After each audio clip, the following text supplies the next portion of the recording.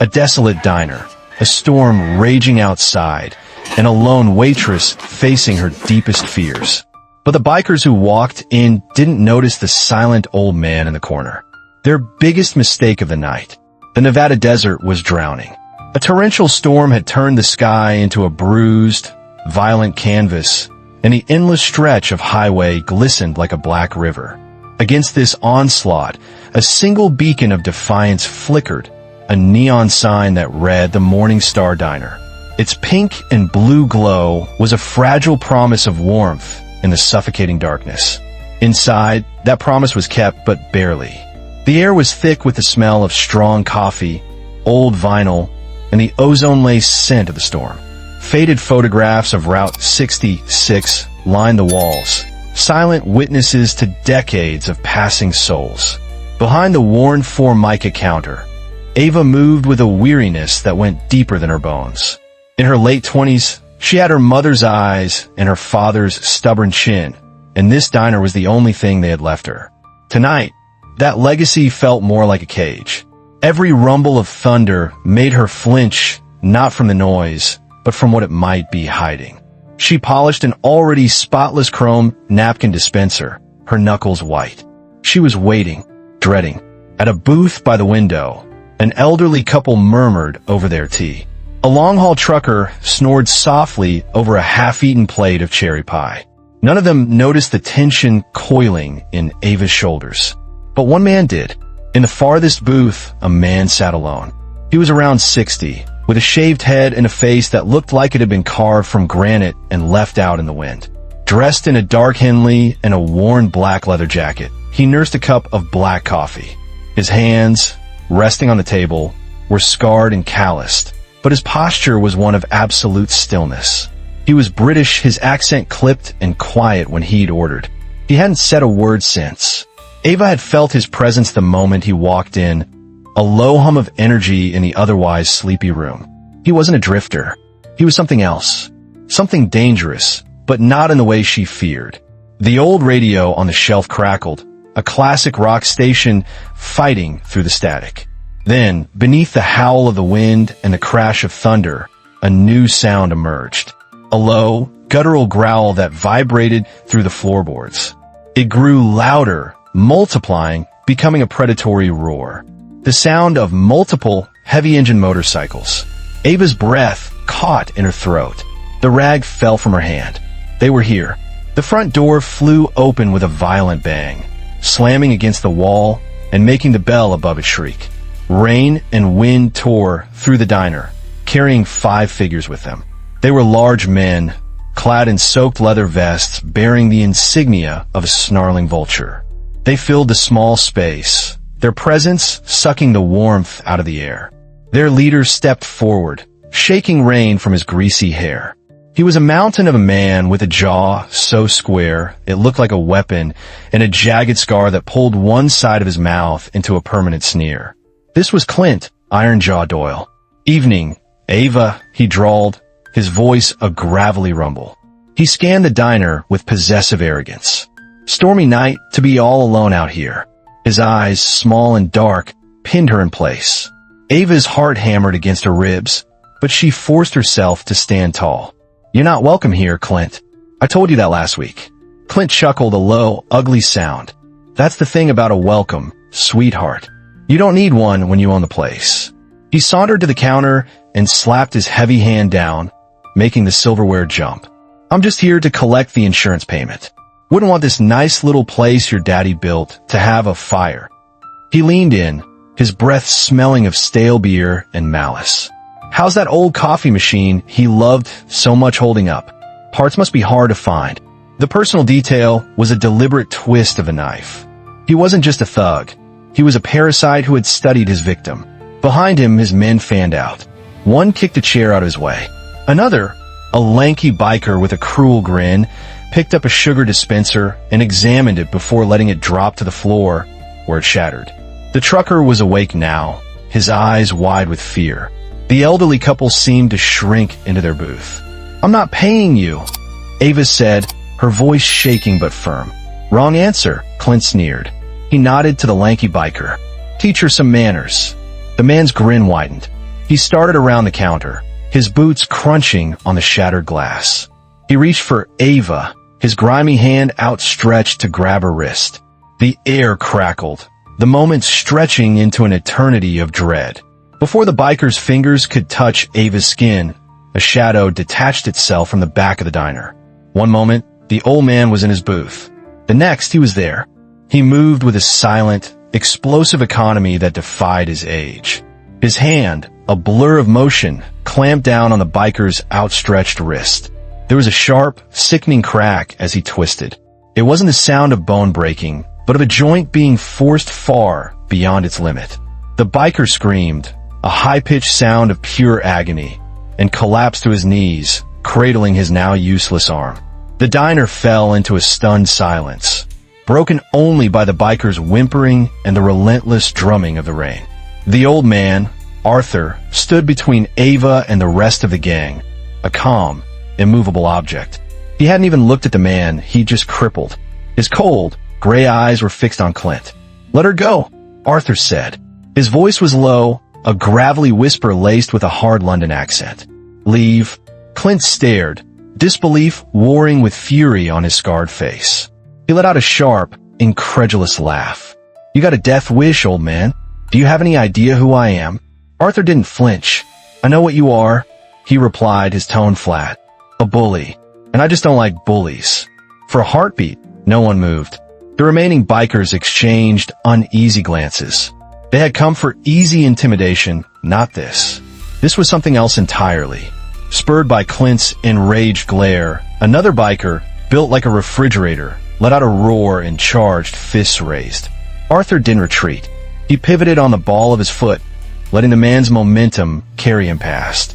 As he did, Arthur's elbow shot out in a short, brutal arc, connecting with the charging man's temple. The biker's eyes rolled back in his head, and he crashed face first onto the linoleum floor, out cold. The sheer, brutal efficiency of it was terrifying. Clint's face was purple with rage. His authority had been challenged and shattered in less than 10 seconds. "Kill him," he bellowed, his voice cracking with fury. "Kill the old bastard." The spell was broken, and the remaining two bikers lunged forward. The diner erupted into a cacophony of violence. But it wasn't a fight. It was a demolition.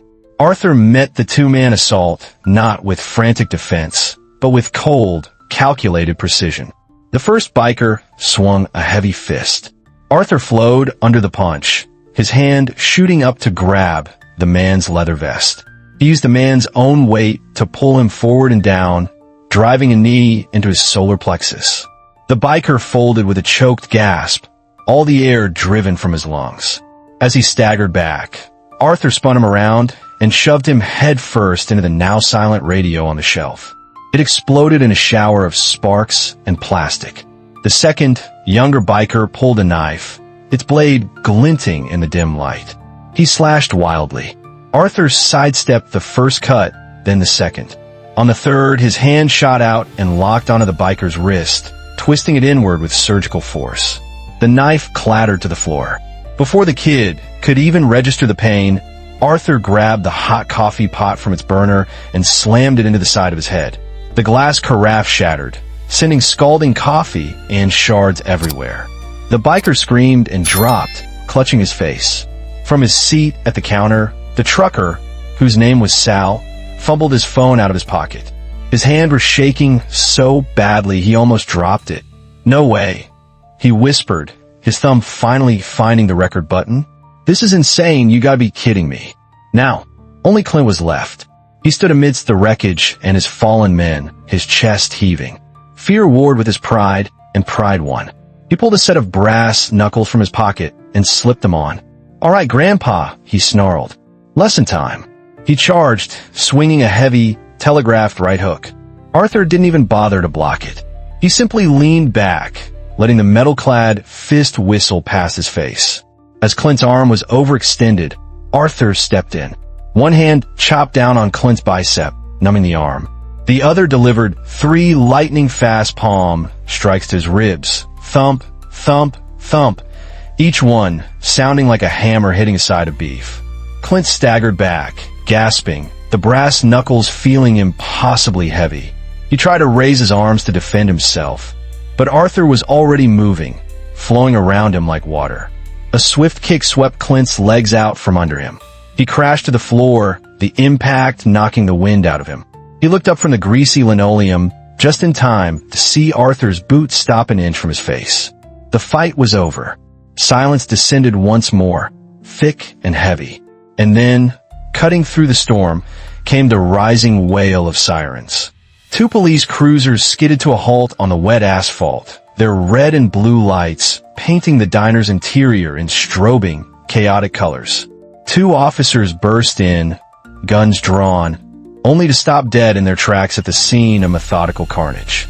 4 men were groaning on the floor, another was unconscious, and a calm, 60-year-old man in a leather jacket stood over their leader.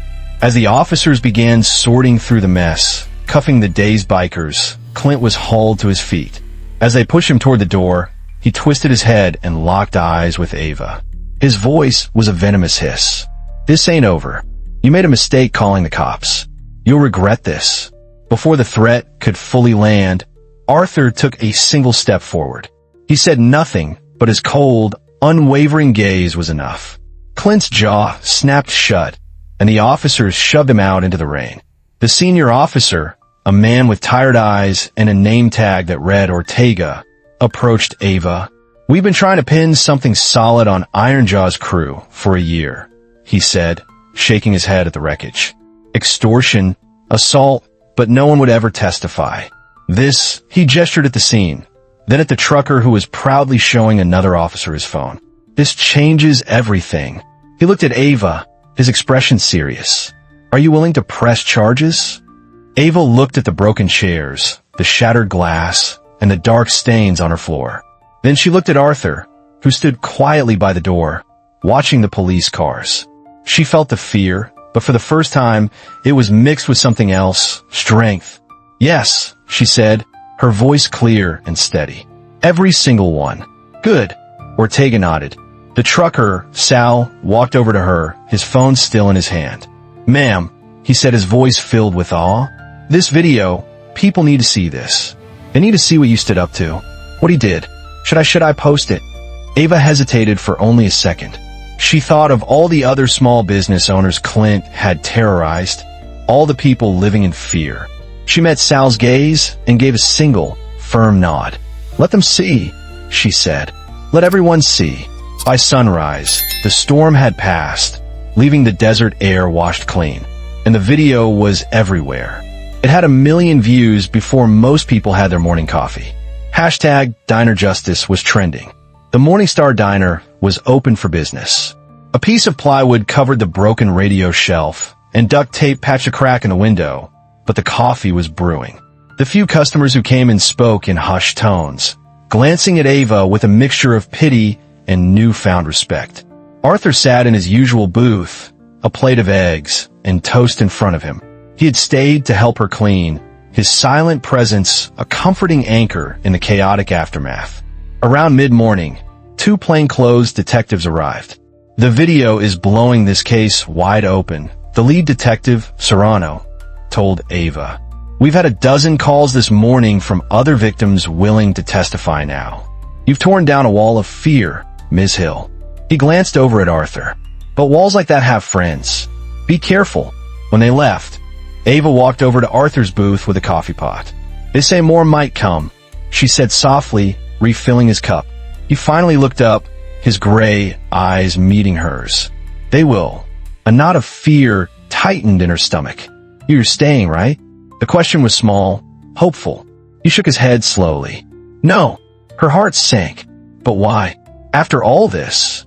"This was never about me," he said, his voice gentle but firm. "You don't beat men like Clint by having a guard dog.